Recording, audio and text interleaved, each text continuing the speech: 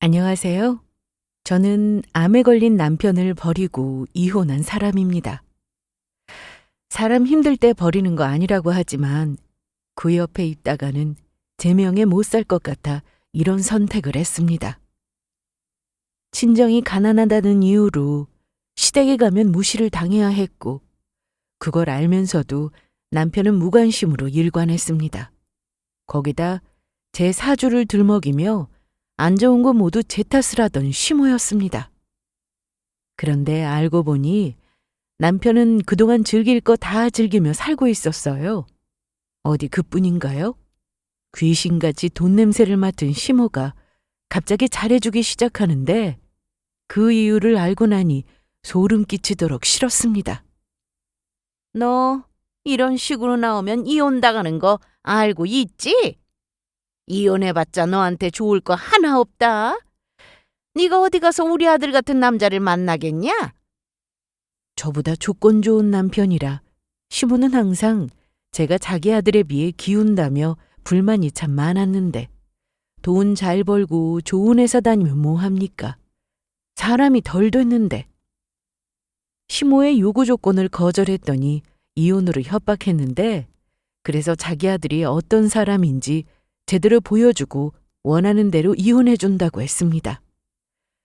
시모가 저에게 요구한 게 무엇인지 그리고 그동안 남편이 저 모르게 무슨 짓을 하고 다녔는지 아픈 남편을 두고 이혼할 수밖에 없었던 제 얘기를 지금 바로 시작해 보겠습니다. 3년간의 연애를 마친 저희는 양가 도움 없이 결혼을 했습니다. 시모는 예단을 모두 생략하자고 먼저 말씀하셨습니다. 저희 집에서는 그래도 기본적인 것은 해드릴 생각이었는데 한쪽에서 보내면 또 한쪽에서 보내야 하니 서로 부담 안 된다고 하면서 아무것도 해오지 않아도 상관없다고 하신 분은 시모였습니다. 그래서 저는 결혼할 때 시댁에 한 게 정말 하나도 없었습니다. 남들 하는 이불이나 수저, 그릇처럼 기본 예단이라도 하려고 했으나 남편 역시 그런 건 이미 다 있다며 요즘 집값이 미쳤으니 차라리 거기에 보태자며 괜히 돈 낭비하지 말고 결혼 준비할 때 쓰자고 했습니다.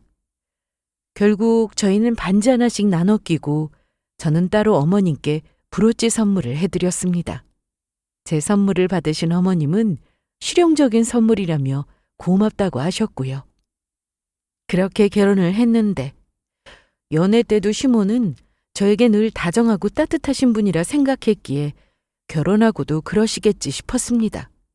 하지만 결혼과 동시에 시모는 저를 대하는 태도가 조금씩 달라지기 시작했습니다.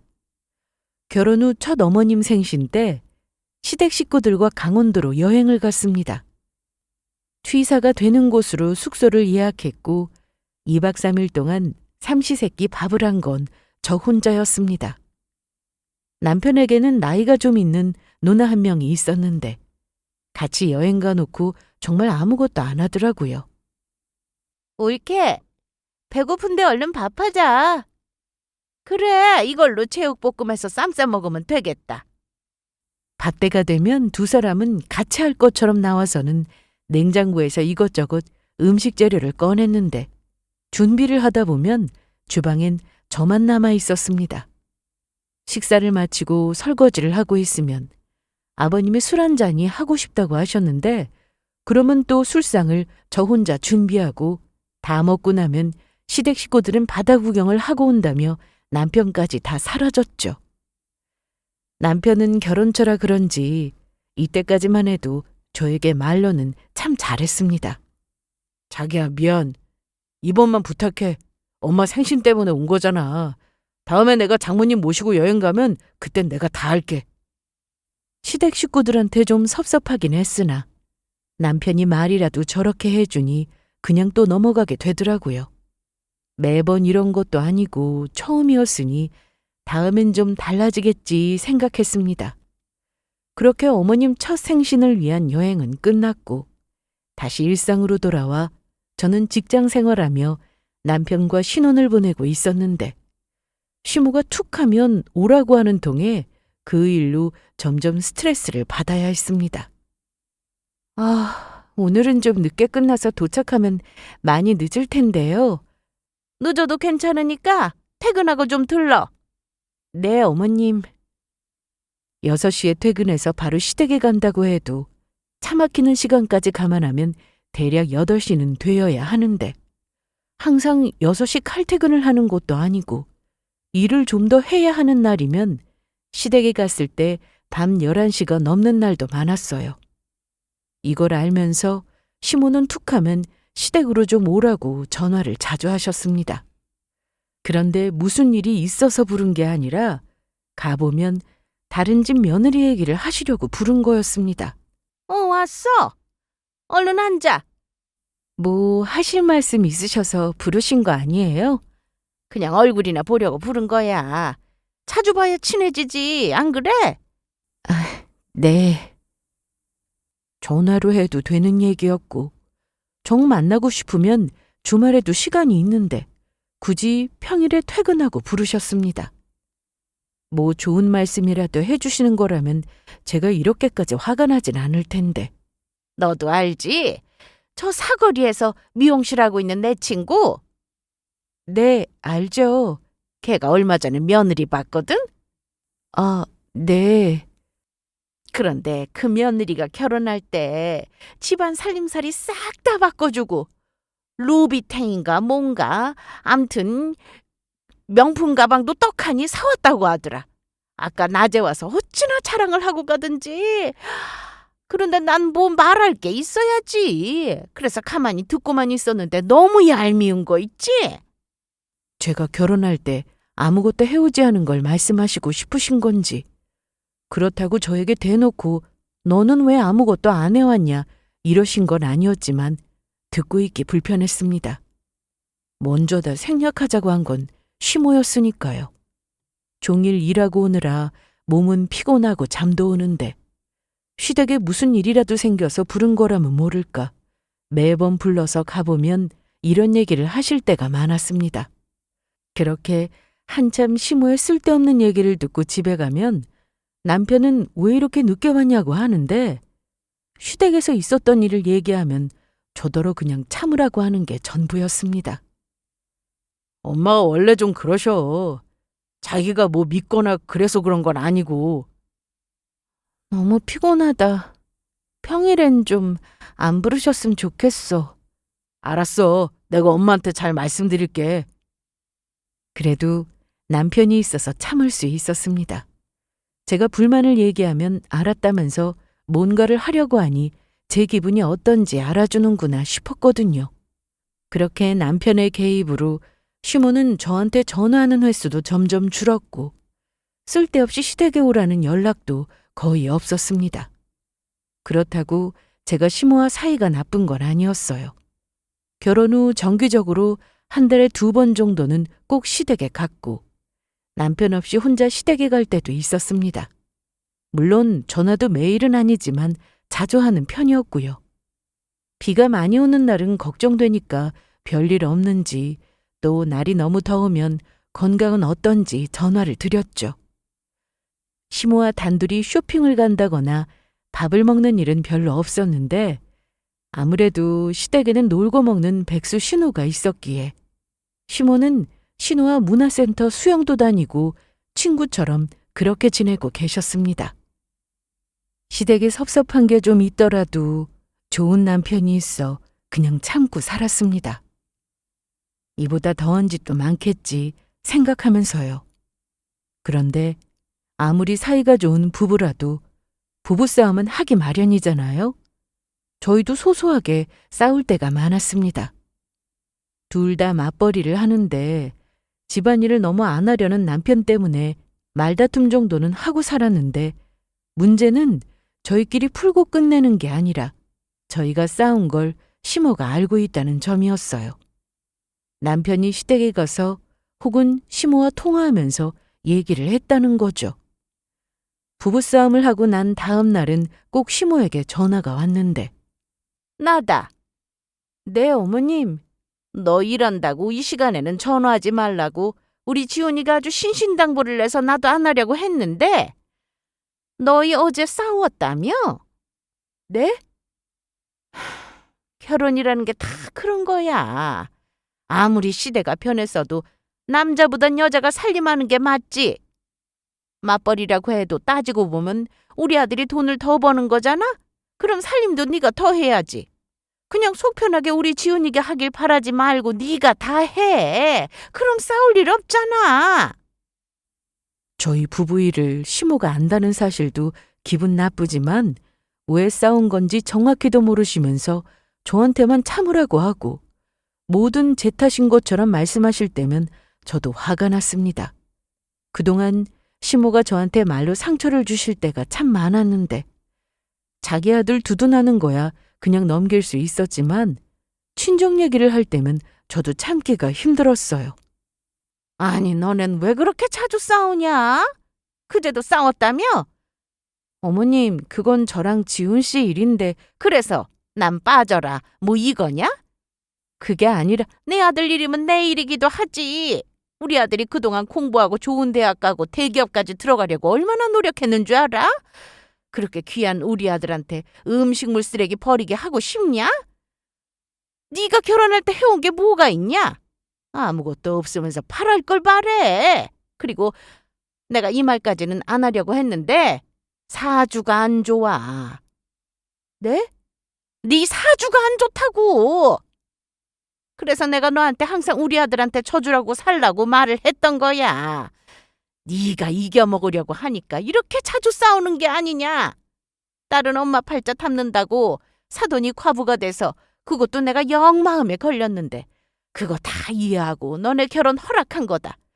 그런데 너 왜 자꾸 우리 아들 부려먹으려고 하냐? 이런 말을 듣고 어떻게 가만히 있겠어요? 저도 사람이라 시모에게 기분 나쁘다고 그런 말씀 하지 마시라고 했고 당연히 시모는 저한테 버릇없다며 친정에서 뭐 그렇게 배웠느냐는 드라마에서 나오는 뻔한 대사를 하셨습니다. 그런데 제가 더 기가 막혔던 건 남편의 반응이었습니다. 이 정도면 아무리 자기 엄마라고 해도 선을 세게 넘은 걸 알 텐데 비난의 화살은 저를 향했습니다. 네가 그냥 좀 참지 그랬어. 뭐? 내가 전에도 말했잖아. 우리 엄마는 원래 필터가 없는 분이라고. 상대가 이 말을 들었을 때 기분이 어떨지 이런 거 생각하고 말씀하시는 분이 아니야. 사주가 어떻네 이런 말도 그냥 한 말이니까 네가 흘려들으면 되는 거 아니야? 나더러 뭘 어쩌라고.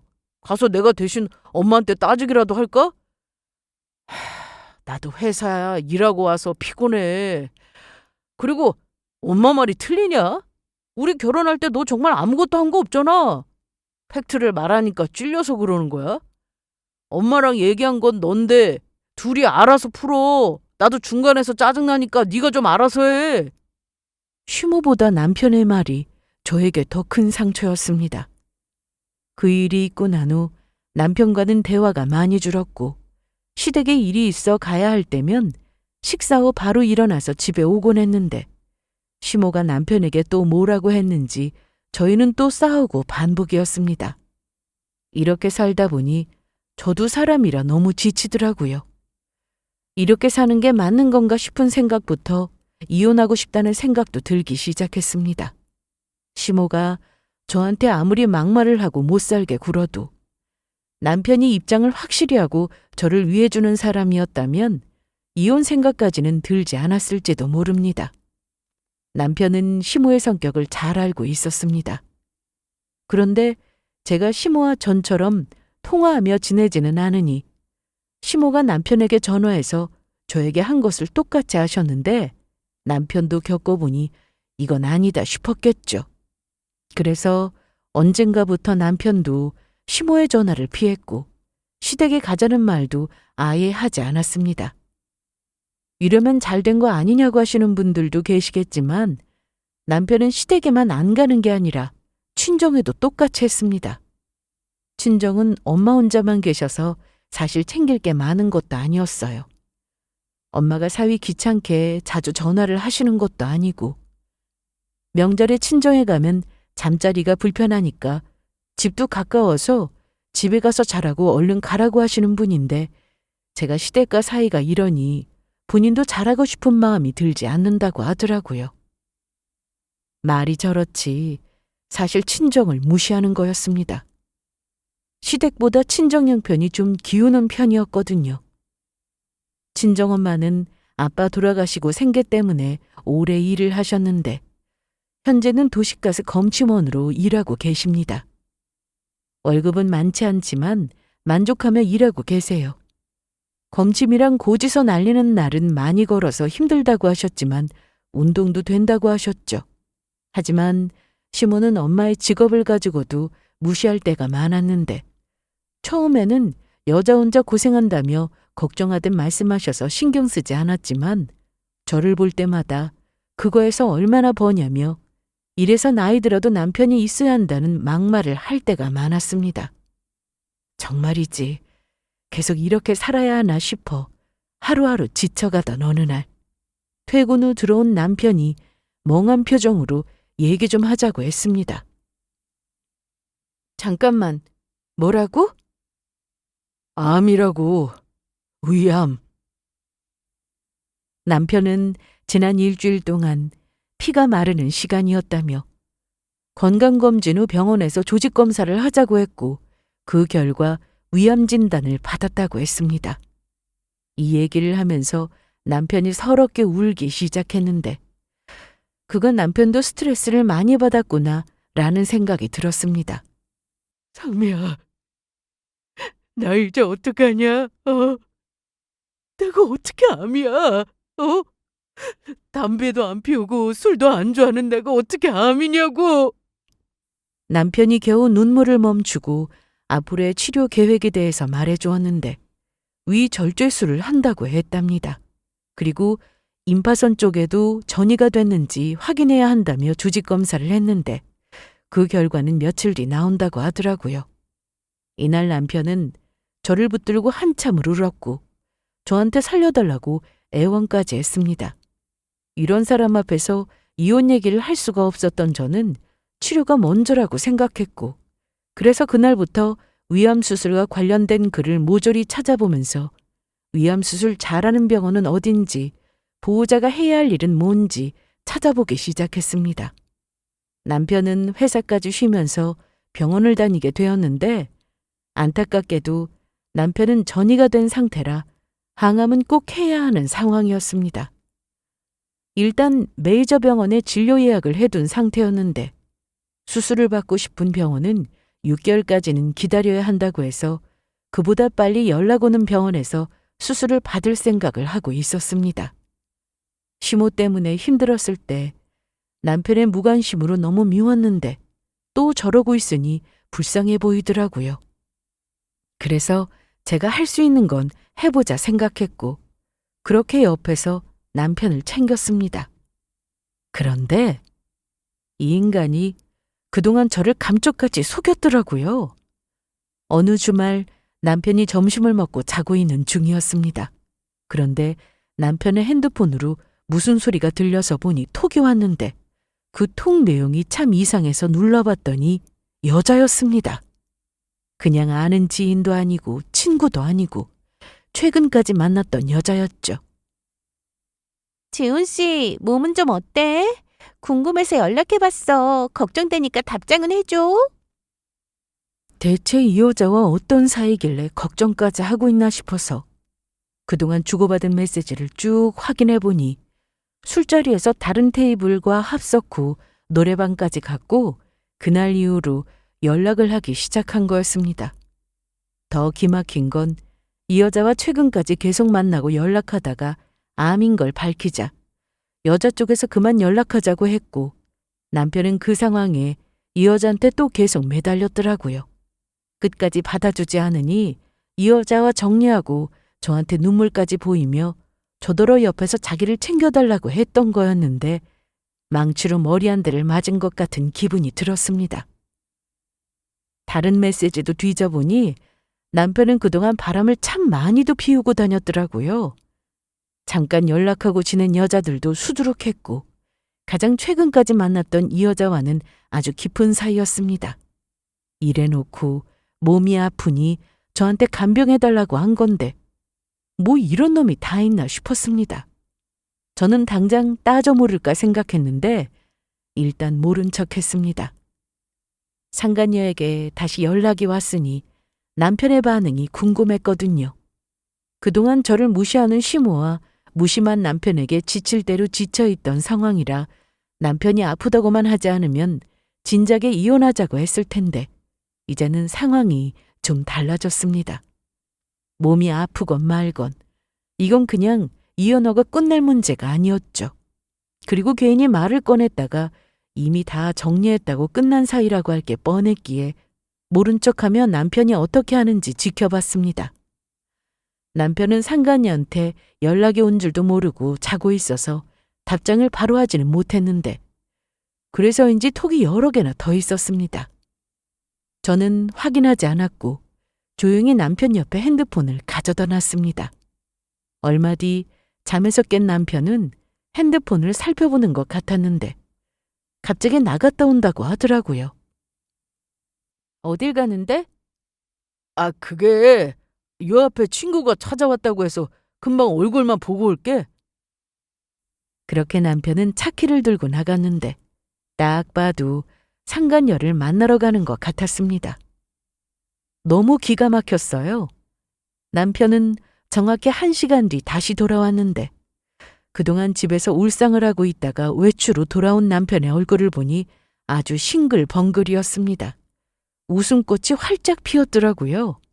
이날 남편은 늦은 시간까지 핸드폰을 붙들고 있었고 새벽 늦게야 잠이 들자 저는 또다시 남편의 폰을 들고 나와 무슨 연락인지 확인했습니다.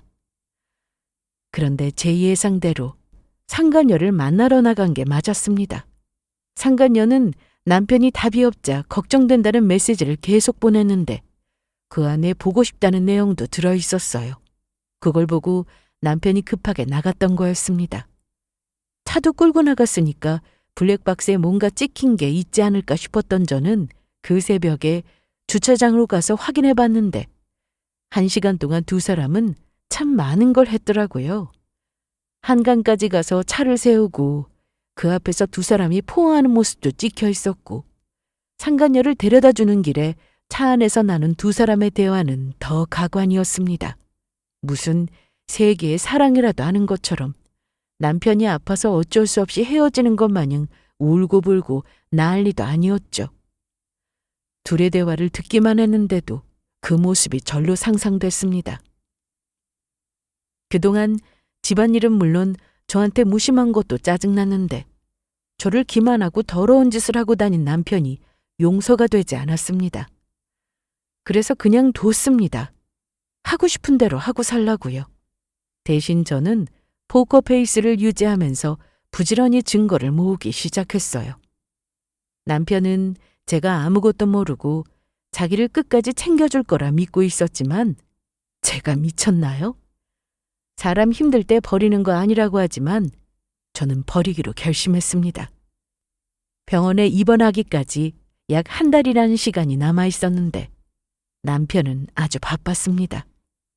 회사도 쉬고 있으니 시간이 남아 돌았고 낮에는 제가 출근을 해야 해서 그 시간에 남편이 뭐 하는지는 알 수 없었지만 나중에 확인해 보면 상간녀와 같이 있었습니다. 제가 퇴근하고 집에 오면 남편은 이미 저녁도 다 먹었다고 했고 방에 들어가 종일 핸드폰을 붙들고 살았습니다. 처음에는 화가 나서 미칠 지경이었지만 차라리 잘 됐다 싶었습니다. 저럴수록 증거가 점점 많아지는 거니까요. 그러던 어느 날 퇴근하고 집에 왔는데 남편은 없었습니다.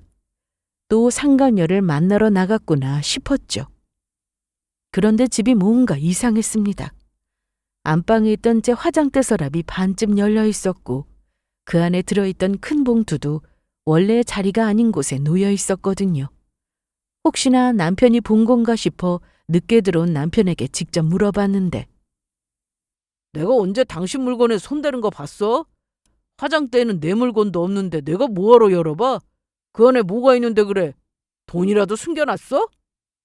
딱 보니 남편은 정말 아니었습니다. 그 봉투를 봤다면 남편의 성격상 먼저 저에게 물어봤을 사람인데 말하는 거나 표정을 봐도 아니었죠. 그런데 범인은 따로 있었습니다. 며칠 뒤 갑자기 시모가 집으로 찾아왔는데 평소 안 하던 행동을 하셨습니다. 어쩐 일이세요? 우리 그동안 너무 연락도 안 하고 얼굴도 안 보고 살았잖아. 그래서 내가 반찬 좀 해왔어. 그런데 우리 지훈이는 아직 퇴근 전인가 보네. 네. 남편이 자기 아픈 걸 시댁에 알리지 말아달라고 해서 저도 굳이 말하지 않았습니다.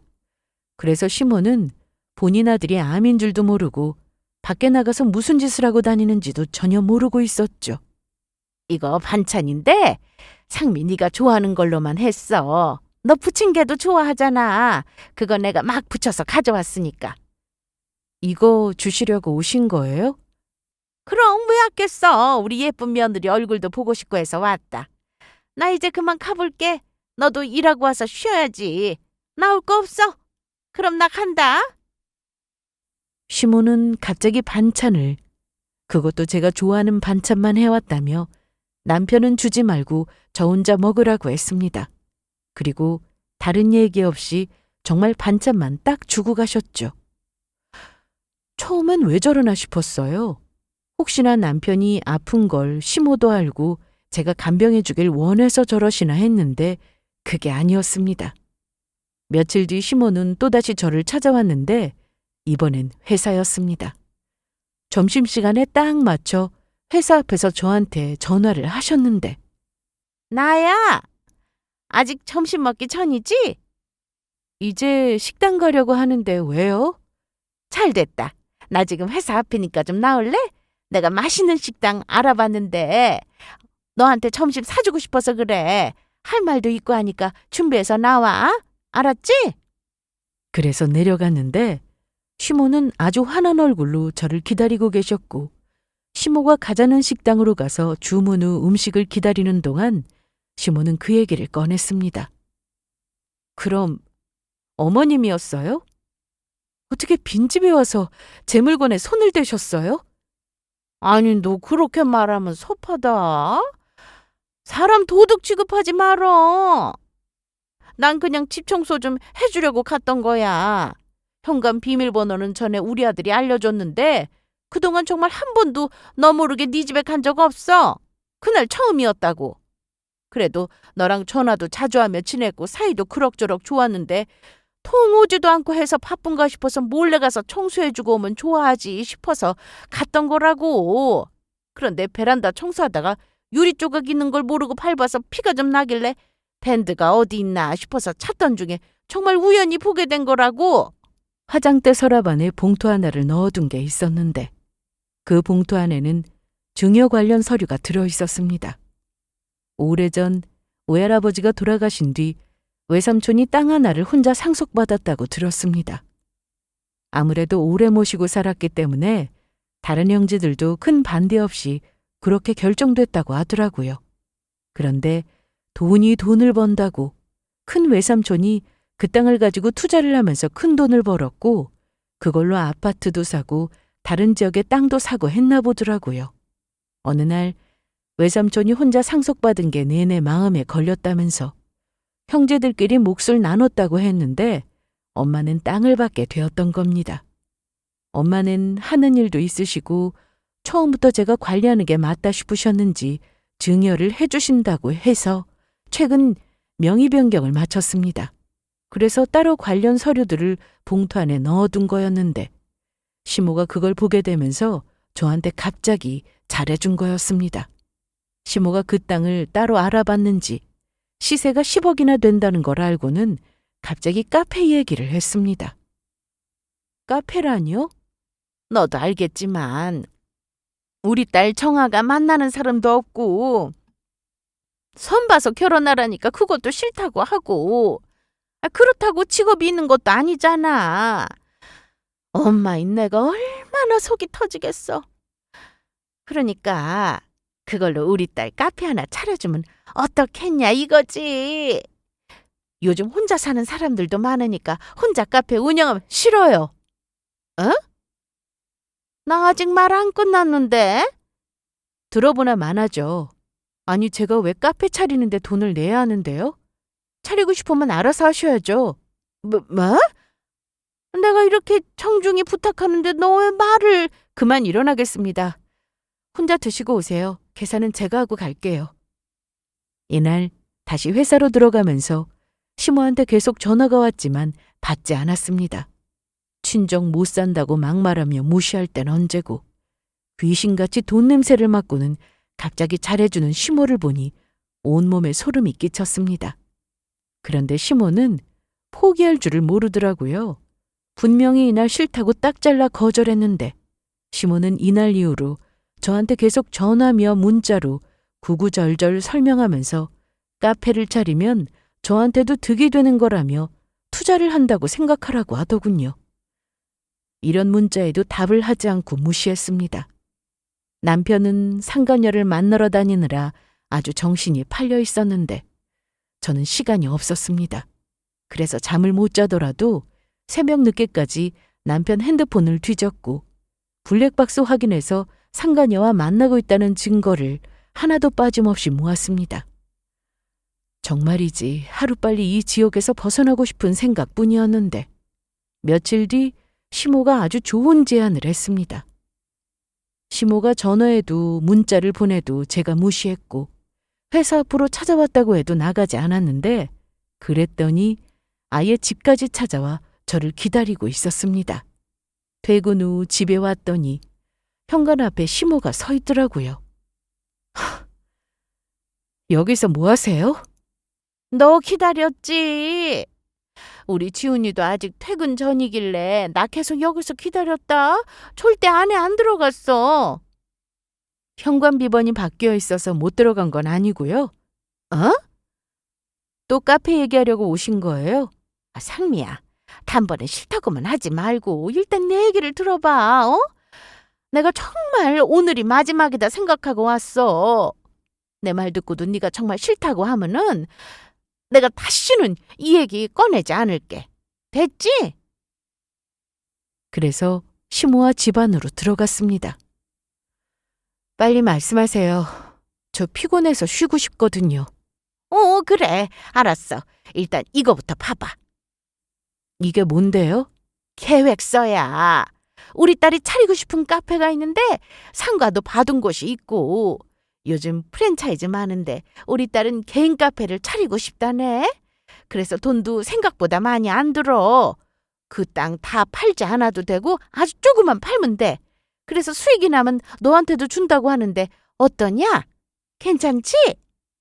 그런데 시모의 얘기를 들어보니 매달 정해진 수익이 나지 않으면 저한테 돌아오는 돈은 전혀 없었고 정말 매일 대박을 치지 않는 이상 저는 투자의 개념이 아니고 그냥 돈을 준 걸로 봐야 하는 상황이었어요. 당연히 저는 애초에 신우 카페를 위해 돈을 줄 생각은 전혀 없었는데 시모가 하는 말을 듣고 있으니 기가 찼습니다. 말도 안 되는 내용인데 어머님이 보시기엔 이게 다 말이 된다고 생각하세요? 됐고 그만 가세요. 너 정말 이럴 거야? 제가 거절하면 다시는 얘기 안 하신다고 하지 않으셨어요? 그래도 너무하네. 너도 갑자기 그렇게 큰 돈이 생긴 거면서 사람이 그럼 못 쓴다? 내가 너한테 어떻게 했냐? 니네 친정 못 사는 거 알면서도 너 받아줬어. 다른 집 며느리들은 결혼할 때 명품이다 뭐다 하면서 이것저것 많이도 해온다는데 너는 고작 부럽잖아 해온 거 그것도 어이없었지만 고맙다고 받았다. 다 생략하자고 한 건 어머님 아니었나요? 말이 그렇지. 넌 어떻게 사람 말을 이해를 못해? 그래도 성이라는 게 있지. 어떻게 조건 좋은 남자 물어놓고 시댁에 아무것도 안 할 수가 있냐? 응? 조건으로 보면 남편이 저보다 나은 건 맞습니다. 저보다 더 좋은 회사에 다니고 있었고 명문대를 나와서 아는 것도 참 많았죠. 당연히 연봉도 저보다 높았고요. 그러니 시모는 그동안 자기 잘난 아들하고 사니까 저를 무시했던 거였어요. 내가 그거 다 봐줬으니까 너도 이제 뭔가를 좀 해야 하지 않아? 사정이 안 되면 모를까. 그 비싼 땅을 가졌으면 너도 뭔가를 해야지. 아니냐? 뭐 장사하세요? 그게 무슨 말이야? 아들 조건에 비해서 제가 한참 못 미치니까 그거 채우려고 뭐라도 내놓으라고 지금 이러시는 거잖아요. 그래. 나 억울하다. 내 친구들은 아들 결혼시키고 받은 게 많아서 만날 때마다 자랑질을 해야 되는데 나는 그때 할 말이 없어. 니네 집이 잘 살기를 하냐, 네가 좋은 회사를 다니기를 하냐. 뭐 내세울 게 있어야지. 너 하나밖에 없는 네 신우한테 카페 안 차려주면은 이혼이라는 것만 알아둬. 이혼이요? 그래. 안 해주면 이혼당하는 거야. 시모는 제가 조건 좋은 남편과 살고 있으니 이혼만은 못할 거라 생각한 것 같았습니다. 그래서 이혼 얘기를 하면 제가 굽히고 들어올 줄 알았나 본데 저는 오히려 잘 됐다 싶었습니다. 안 해주면 이혼이라고 하니 더 잘된 일이었죠.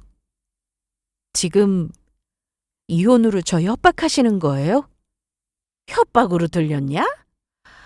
꼭 그런 의도는 아니었는데. 그런데 잘 생각해봐. 네가 우리 아들하고 이혼하면 어디 가서 이런 조건으로 남자를 만나겠어? 안 그래? 내 아들이 너무 착해 빠졌지. 그 조건으로 더 좋은 여자 만나서 결혼할 수도 있었는데 그놈의 사랑이 뭔지. 맞아요.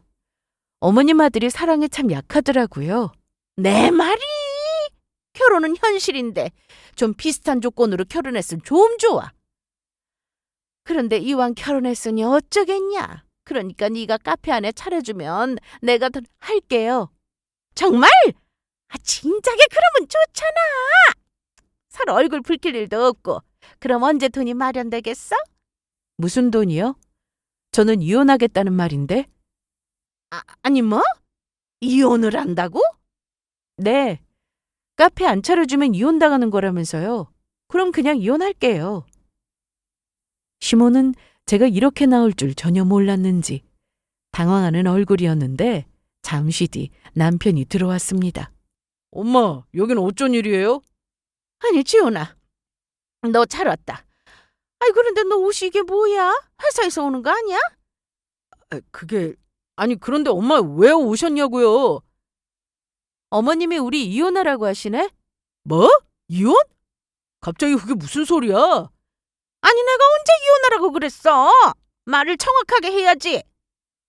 집에서 놀고 먹는 당신 누나한테 카페를 차려주라고 하시길래 내가 싫다고 했더니 그럼 이혼하라고 하셨다고. 제 말이 틀려요, 어머님? 그러자 시모는 자기 덕에 좋은 남편 만나서 잘 사는 주제에 모자랐다고 떠드냐고 하셨는데 아직도 상황 파악을 못하신 것 같아 아주 친절하게 다 말씀드렸습니다. 맞아요. 저 잘난 거 없어요. 좋은 대학도 못 나왔고 대기업에도 못 들어갔고요. 그런데 어머님 아들이 지금 뭐하고 다니는지는 아셔야 할 것 같은데요? 상미야. 남편은 제가 자기 아픈 걸 말하려고 하는 줄 알고 자꾸만 말렸는데 여보, 내가 그렇게 입이 가벼운 사람은 아니거든? 당신하고 한 약속은 끝까지 지킬 테니까 걱정 마. 대체 무슨 말을 하는 거야? 어머님 아들, 저 말고 다른 여자 있어요. 뭐라고? 너 뭐 하는 거야? 내가 무슨 여자가 있다고 그래? 너무 많아서 그래. 내가 직접 말해줄까? 도연이, 은영이, 혜수. 나도 너무 많아서 기억이 잘 안 나네. 그런데 아주 사랑해서 죽고 못 사는 지은이라는 이 여자하고는 아직도 연락하고 지내던데. 그동안 사는 게 아주 즐거웠겠다. 그렇지? 남편은 당황했는지 순간 아무 말도 못하고 있었는데 시모는 완벽하다고 생각했던 자기 아들이 바람을 피웠다는 사실을 믿고 싶지 않았는지. 정말이야? 응? 아니 너 왜 그랬어? 응? 정리했어요. 잠깐 연락하고 지낸 건 맞는데 이미 정리해서 다 끝난 사이라고요. 진짜야? 네. 상미야 들었지? 남자는 말이야 원래 그래. 옆에 예쁜 마누라를 두고도 다른 여자 보면 눈길이 가. 그럼 이 세상 모든 남자들이 다 그러고 산다는 말씀이세요? 들키지만 않았을 뿐이지 안 그런 남자가 어디 있는 줄 알아? 그리고 정리했다고 하잖아. 한 번 실수인데 그냥 넘어가라. 응? 정리는 무슨. 어제도 만나고 왔으면서 이게 정리냐? 상미야, 정말 끝냈어. 그런데 아주 잠깐 본 게 전부야. 정말이야. 저는 그간 모은 증거 중에서 최근 두 사람이 차 안에서 뭘 했는지 바로 알 수 있을 만한 증거를 꺼냈습니다. 차 안에서 두 사람이 같이 있는 동안 녹음됐던 대화 내용이었는데 자기 목소리가 흘러나오자 남편은 시모를 빨리 내보내려고 하더라고요. 일단 엄마 가세요. 저랑 상미랑 얘기할 문제니까. 가긴 어딜 가? 여기서 단판 짓기 전에 못 간다. 카페 어떻게 할 건지 대답 듣고 가야겠으니까 그렇게 알아. 저는 이미 다 말씀드렸는데 그걸로는 부족하세요? 그럼 다시 말씀드릴게요. 저 그동안 이혼 너무 하고 싶었는데 너무 감사합니다. 어머님 말씀대로 이혼할 테니까 카페는 잘난 어머님 아들한테 차려달라고 하세요. 저게 너 정말 이혼 당해봐야 정신 차리겠어? 엄마, 제발 그만해요. 저 이혼 못해요. 제가 못한다고요. 아니 네가 뭐 부족해서 이혼을 못해? 엄마 아들 암이래요. 위암이요. 뭐야? 상미 없으면 누가 저 간병하는데요. 그러니까 빨리 가세요.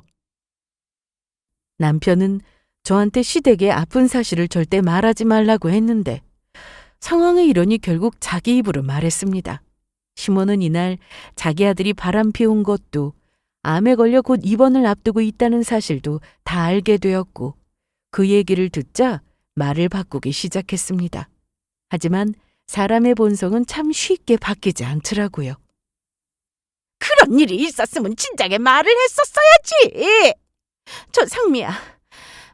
설마 저한테 카페 안 해줘도 되니까 어머니 아들 병수발 들어라 뭐 이런 얘기를 하시려는 건 아니죠?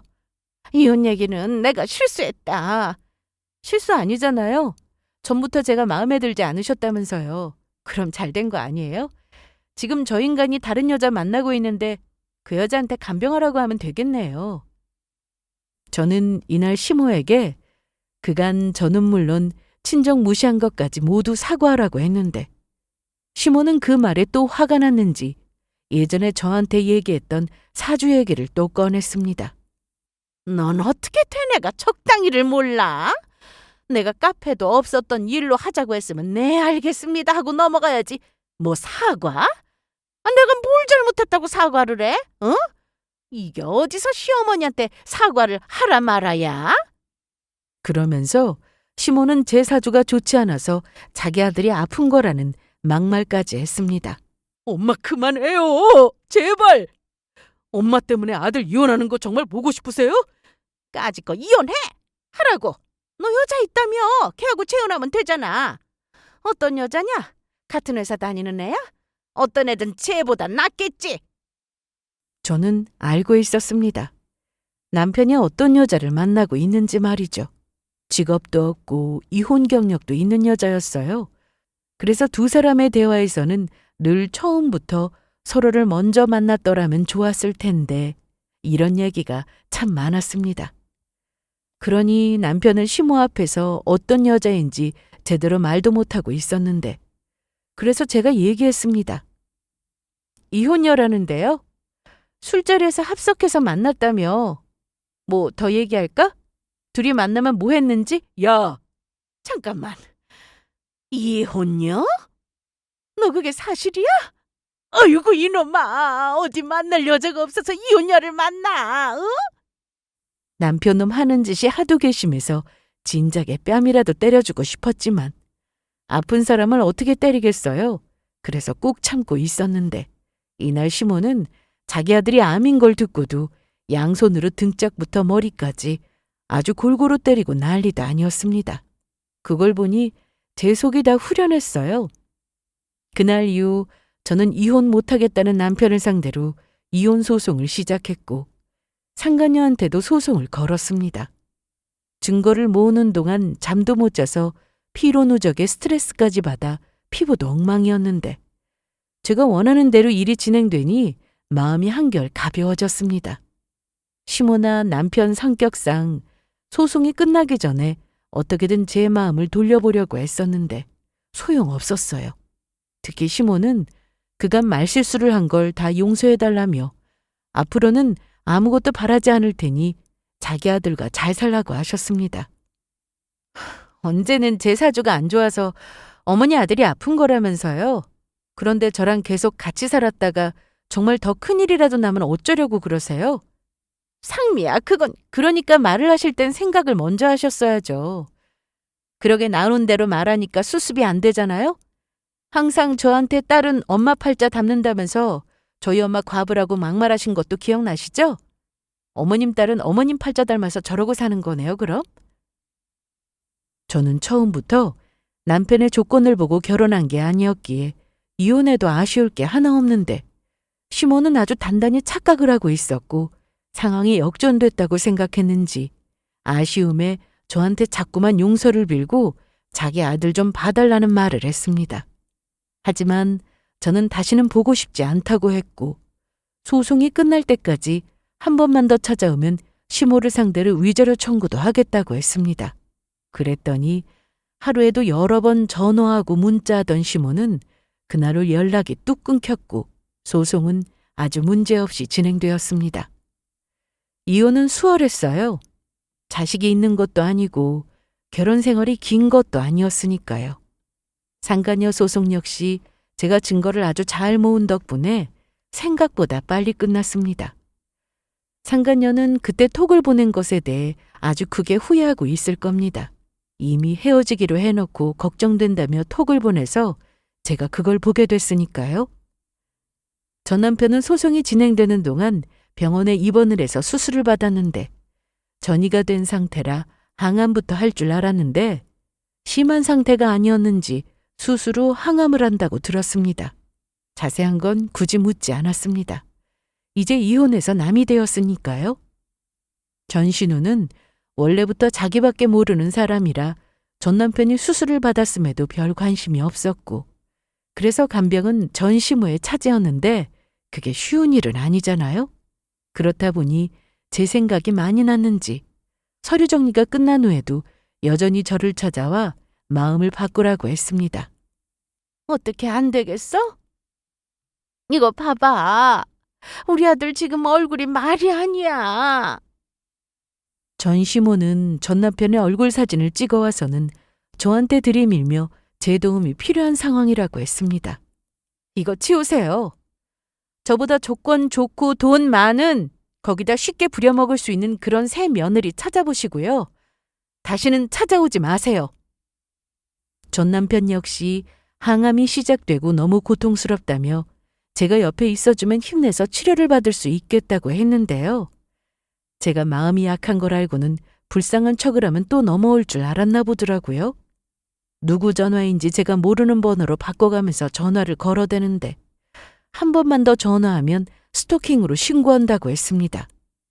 너 아픈 사람한테 그게 무슨 말이야? 아프면 치료나 잘 받아. 나한테 전화하지 말고. 그리고 이런 식으로 자꾸 전화하는 거 정말 스토킹인데 너 한 번만 더 전화하면 그땐 진짜 신고할 거야? 너 환자니까 마지막으로 기회 줄게. 똑똑하니까 내 말 알아들었지? 그럼 치료 잘 받아라. 제가 당한 만큼 막말해주고 싶었지만 이미 고통받고 있는 사람한테 제가 뭘 더 하겠어요? 저는 저대로 제 인생 살면 된다고 생각했고 전시모나 전 남편이나 남의 인생 후회하며 산다고 생각하니 그걸로 됐다 싶었습니다. 이혼 후 저는 한동안 좀 힘들긴 했지만 그게 전 남편을 못 잊어서는 아니고 그간 받은 상처 때문에 회복하느라 힘들었습니다. 이제는 아무렇지 않아요. 그리고 저 얼마 전에 승진도 했습니다. 대기업은 아니어도 좋은 회사이고 제 능력 인정받는 곳이라 오래오래 다닐 생각입니다. 앞으로 엄마와 소소한 행복 즐기며 여행도 다니고 운동도 하고 그렇게 살려고 해요. 이게 진정한 행복 아닐까 싶습니다. 그럼 제 사연은 여기서 마칠게요. 잘 들어주셔서 감사합니다.